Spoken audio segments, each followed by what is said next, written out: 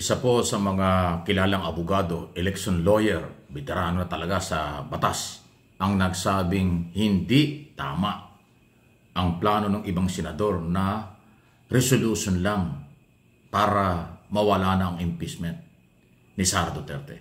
Hindi daw trabaho yan ng Senado, hindi yan trabaho ng senador. Ito, pakinggan po ninyo, may halong paglilecture, may halong warning at nire-respeto niya ang ating batas at higit sa lahat ang pangambang ang taong bayan ang magde-decide sa bandang huli kapag pinilit ng mga pro-Duterte senador ang mali na kanilang ginagawa. Ito, pakinggan niyo itong report na ito. Kapanipaniwala ito at ito ho talaga ang totoo. Magiging labag sa saligang batas ang paghahain ng resolusyon para ipadismiss ang impeachment complaint laban kay VP Sara.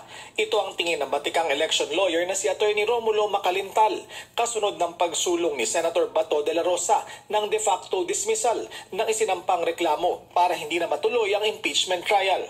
Yung mga senador o kaya the Senate, they cannot take the cudgels for Sara. Hindi nila pwedeng ipagtanggol si Sara. Ang tungkulin nila ay hindi to take up yung mga matters na si Sara lamang ang pwedeng mag-take up. In other words, kung gusto ni Sara na ipadismiss ang kanyang kaso, siya mismo ang dapat mag-file ng motion.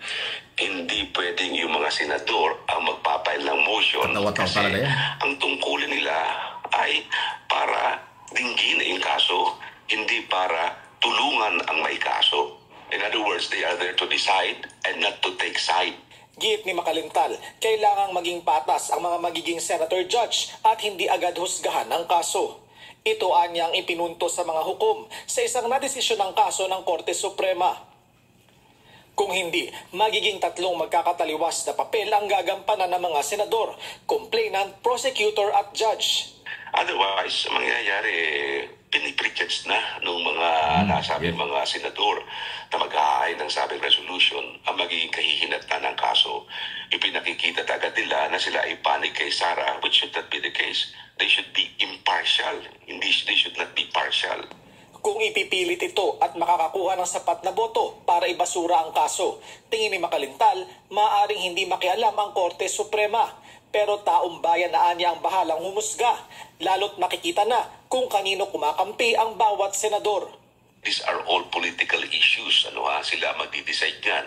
And it is only the people who will decide kung tama o mali. Ang nakakatakot dyan, ano magiging senaryo ng taong bayan? Kung sakaling i-dismiss yan o kung sakaling i-grant yan. Kung pagbigyan si Sara, ano magiging reaksyon ng mga those who are against Sara? Kung hindi siya pagbigyan, ano ang reaksyon ng mga taong in favor of Sara? So dito makikita natin ang kung ano talaga ang damdamin ng bayan, at kung lalo na kung matutuloy ang impeachment trial, kung magkakaroon ng trial at lalakas ang mga ebidensya, at kung biglang i-dismiss yan, tatanggapin ba ng taong bayan ang desisyon?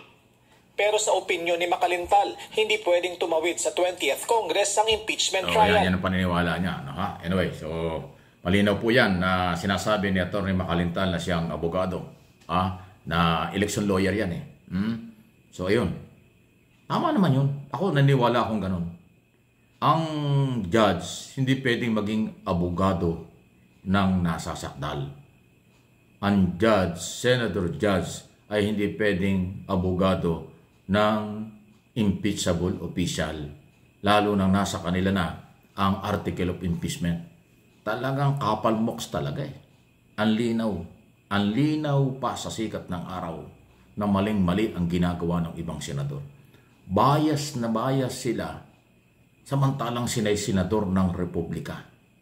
Paano ka magiging judge kung ang dating mo'y abogado ng akusado, ng subject for trial, for impeachment? Di ba? Ano man ang inyong gagawin sa mga desisyon, wala nang maniniwala. Kasi sa umpisa pa lang, nag-decide na kayo. Lumantad na kayo. Dapat ang mga senador judge from day one hindi nagsasalita. Inaaral ang ebidensya at mga proseso. Tapos saka lang sila magsalita pag sila'y magde-decide na after ng trial. Yun ang kapanipaniwala. Pero yung maingay sa press release, maingay sa interview, kaliwat kanan, Huling-huli na, basang-basa na kung saan sila. Nasaan ang kredibilidad ng mga yan? Kapag nagdesisyon, paano sila papaniwalaan ng pro o anti, pro o against dyan sa impeachment? Yun ang hindi alam ng ating mga senador. O alam, pero bakit nila ginagawa? Walang delikadesa, garapalan, or talaga pong brutal ang paglapastangan sa karapatan ng taong bayan sa ilalim ng batas. At garapal din ang kailang pagkampi sa mga may kaso at in-impeach ng Kongreso sa isyu ng graft in corruption, betrayal of public trust at ugali.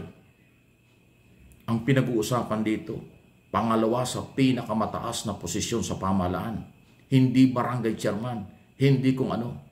Ito po'y pangalawa sa pinakamataas. Tapos ganyan ang attitude, ganyan ang galaw, ganyan kung gumasta, ganyan ang kanyang pagharap sa mga Kongreso at Senado na parang walang respeto sa kapwa elected official. Ngayon ang ipagtatanggol nyo. Anong klaseng gobyerno meron tayo? Yan ang gusto nyo.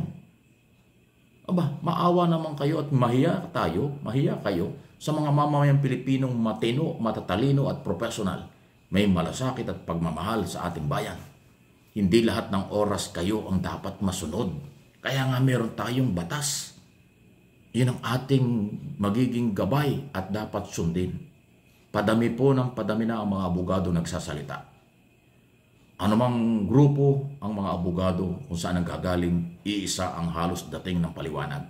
Ang trial ay obligasyon ng senador. Ang pagpatay ng kaso ng wala pang trial ay illegal, labag sa batas. Hindi ko alam kung anong sektor pa ang hindi nagsasalita na ayaw pakinggan nitong mga matitigas ang ulo ng mga senador. Matigas ang ulo nila at pati mukha nila siguro matigas na rin at pagkatao at puso nila dahil Duterte sila. Dahil gusto nilang isalbas si Sara. Dahil gusto nilang makawala si Sara. Gusto nilang mawala ang kaso hindi pa natatrial, hindi pa nalilitis. Ganyang kalupit ang ilang politiko dito sa Pilipinas. Nakakahiya sa international community, kahiyahiya at sumisira sa kredibilidad, pagkatao, imahe ng Pilipinas, ng Philippine law at ng mga Pilipino. Ayan po yan. Any comment, reaksyon, malaya po kayo. Alam kong professional kayo, matatalino kayo, huwag kayong magsasawa dahil tayo mga Pilipino ang complainant dito. Tayo ang may-ari ng pera. Tayo ang gobyerno. Ang mga nasa gobyerno at mga impeachable official, temporary lang ang kailang paghahawak ng kapangyarihan. Kaya pag sila nagkamali at umabuso, dapat ma-impeach, dapat panagutin, dapat litisin, dapat ay merong kaparusahan under the law.